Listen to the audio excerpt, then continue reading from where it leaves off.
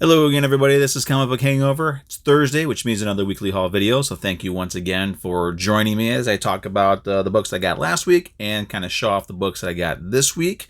I also got a new poster. I did switch my posters around in my room. So before we get to anything else, I do want to share that. This is not a new one. It's an older one. I just love that Jane Foster, Thor, Surrounded in Fire. It's pretty awesome. The new poster I got was this one here. This is, I guess, is the regular cover. I'm getting my fat head out of the way there. This is a regular cover for an Amazing Spider-Man issue that is coming out. I think it's out maybe in the next couple of weeks or so. But I absolutely loved that visual. And when I saw that they were going to put it on a poster, I had to go ahead and order it and slap that sucker up on my wall. So Punchline, meanwhile, got moved over to the door. So that's that. Thank you for indulging me on there. Let's rearrange this a little bit here. All right. So before I get into my comic books, I do want to thank everybody for watching. Thank you for subscribing. And if you do enjoy what I do here every week, please go ahead and like the video, subscribe, share, comment down below. I'm actually getting more comments, which is pretty awesome. It's nice to hear from some of the fine folks that I follow on YouTube, and they actually follow me. We get some pretty interesting conversations. So I do enjoy that. I like that back and forth with people from all around the world. It's awesome. I mean, it's a great example of why the comic book community is an amazing community of people, men, women, everybody across the spectrum. If you're into comic books, you're awesome. That's how it should be. I mean, we got to be cool with each other. So let's talk about the books that I got last week. I only had, I did get a stack of books. If you watched my video for last week, I got a stack of books, but most of them were reprints, some True Believers, facsimile editions, that sort of thing, some second prints, third prints, whatever. Only 2 books out of that whole stack that I got last week were ones that I could read. This first one, I wasn't actually intending on reading. This is the Usagi Jimbo Wanderer's Road. Didn't even intend to read this one. The only reason why I got it is because it has a Peach Momoko cover. And this is a very unusual, this is kind of an unusual Peach Momoko cover because it's not as stylized as her usual stuff is. But it's an amazing cover. I mean, she really captures the character very well. Now, I am not really that familiar with the character of Usagi Jimbo. I know who the character is. I very much understand his importance in comics history. But I have not read a whole lot. So I wasn't going to read this one, but since I only had one other new book, figured what the heck, it's not going to hurt. I have read, there was a free comic book day or a Halloween comic fest. I think it was a free comic book day book that came out that was Usagi Jimbo. I read it. It was fun. So I decided to sit down and read this one. And it's a story about this little dinosaur dragon thing that's in this town. And he's just trying to get something to eat. There's this baker or butcher or some character who absolutely hates this thing, chases it up a tower, and threatens to kill it. Usagi Jimbo shows up, doesn't really understand what's going on, sees that there's this poor, terrified critter up on this tall tower, and kind of gets into a confrontation with some of the townsfolk, including specifically the baker or the butcher, whatever he is. And Jimbo ends up there on the tower and kind of befriends the critter. It's a neat story about, I don't know if you want to break it down to some sort of a social commentary. It's it kind of shows that you shouldn't judge people based on what other people are saying about them. And let you judge them based on who and what they are directly. And it's a really good story. I think it's just a kind of a one shot. It's a reprint of an older Usagi Jimbo story. So if you wanted something really interesting, along with a sweet cover, I would recommend this one. This was a really fun read, and I actually may look into getting a second copy of this because this is a story that I think my little 5-year-old Torin may enjoy as well. So.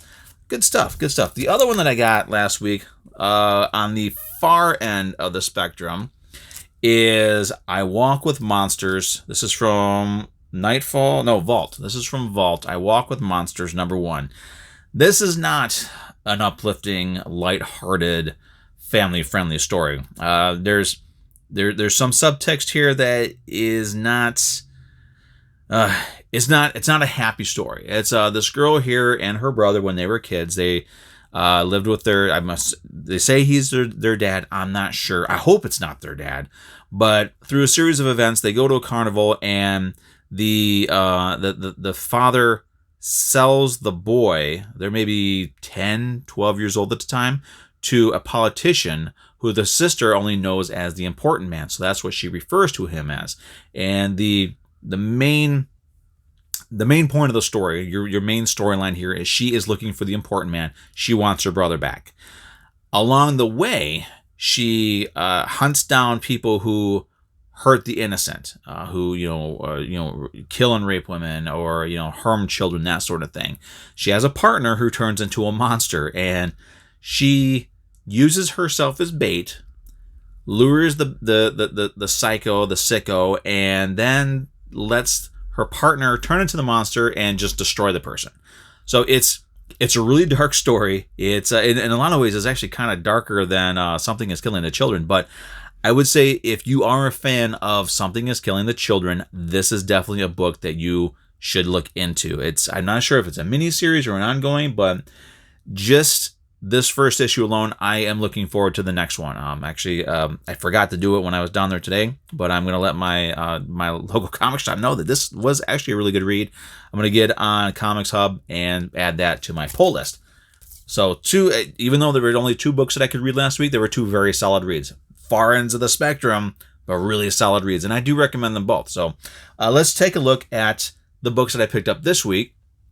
In no particular order at all. These are the books. These are the way that they were put in my bag. So I don't know what order they're in. Let's take a look. Thor, number 10. Second issue of the Prey storyline. Pretty sweet cover there. This storyline is going to make or break whether or not I drop this book. Because I know a lot of people were really digging the whole Black Winter thing. I wasn't that impressed with it.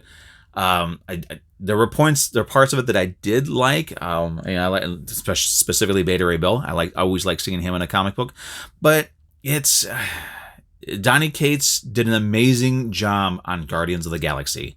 On Thor, not so much. There's really so far this story here, to me personally, this story here is more standout. You've got Donald Blake. You find out where he's been the entire time Thor's been around. Because if you remember back in the day, Thor would hit his hammer on the ground, and we would turn to Donald Blank, and Donald Blank was he was kind of a crippled doctor, so he needed a cane to walk around. And when he wanted to turn into Thor, he'd hit the cane down on the ground, lightning would come down, and he would turn into Thor. So the question was always, where does Donald Blank go when he is Thor? And since he's been Thor for all these decades, where has Donald Blake? So you find out where Blake has been. You find out actually that Blake has kind of lost his ever-loving mind, and Thor might be in for the fight of his life. And also, if I remember right, thinking about the final pages of the previous issue, number 9, Loki might be getting his butt kicked as well. So I'm actually excited about that story. So I'm really eager to read that one. Next up, I think this one's coming to an end with issue 8. I think the Batman. The adventures continue. Number 7. Really enjoying that story. Nice to see the DC Batman, the animated series sort of style of art back in a comic book. And sticking with Batman, apparently, Batman number 104, which has Clown Hunter on the cover there, who is quickly becoming my favorite character. Actually, I'm going to make that decision after this issue, but I think Clown Hunter is actually going to become a little bit more of a favorite of mine than Punchline. I love Punchline to death, but Clown Hunter, there's something to that kid. I'm really digging it.